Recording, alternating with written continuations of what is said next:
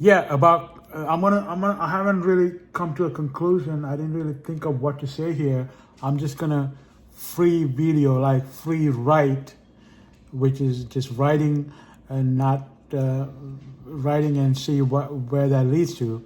So I'm basically videoing about credit cards. Earlier, yesterday I free videoed, and and I came to the conclusion that I'm not gonna pay my credit cards. Oh, credit cards. So about credit cards. So like in my previous video, I said fractional reserve lending is fraudulent because it causes booms and busts. It's not boom. It's not. I'm a little harsh, but why not be harsh? Maybe like for instance, I said NYPD. If you're gonna police New York, you should live in New York. But is that harsh? I mean, NYPD.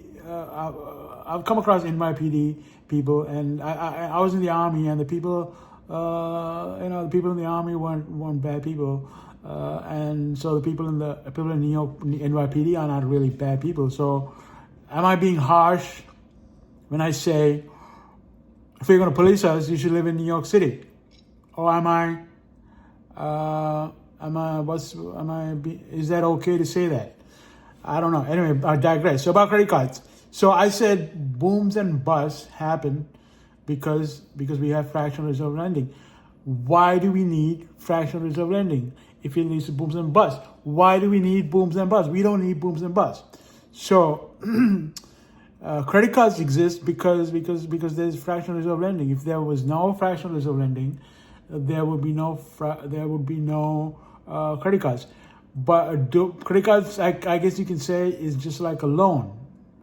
We do need loans. It's good that people loan to other people. I saw a good video on this by John Stossel, but but I don't know what John Stossel thinks about fractional reserve lending. John Stossel, if you're watching this video, what do you think about fractional reserve lending?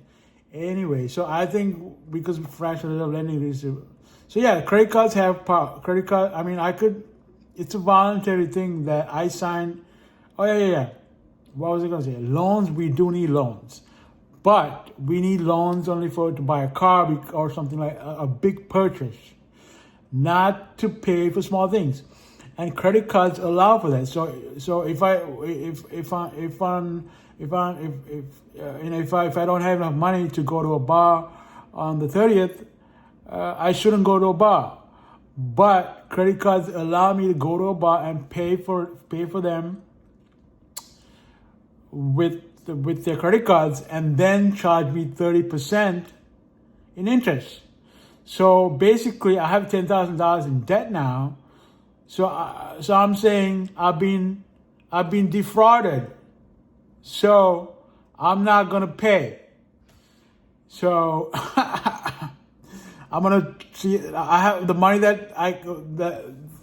so let's see how that's gonna work out for me. It's gonna fuck up my credit, but I'm not in a hurry to buy a house or a car.